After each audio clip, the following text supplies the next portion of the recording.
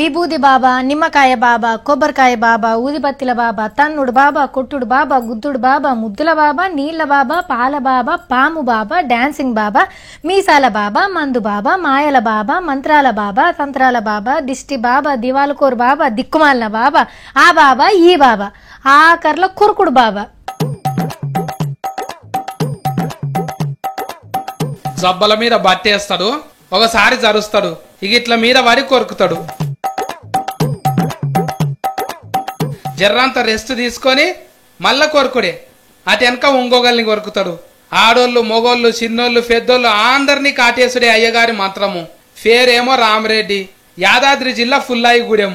కొన్ని దినాలు ఏటో పోయొచ్చి నాకు దేవుడు వస్తాడంట అని ఇంట్లో పూజలు సురువు చేసిండు. పెండ్లి సంబంధం ఖాయం కావాలనన్నా, మంచి కొలువు రావాలన్నా, పిల్లలు పుట్టాలన్నా, ఇంటి దోషం పోవాలన్నా, రోగాల నొప్పులు నయం కావాలన్నా, సకల సమస్యలకు కొరుకుడే పరిష్కారం అంట అని నమ్మిస్తాడు బతుకులను.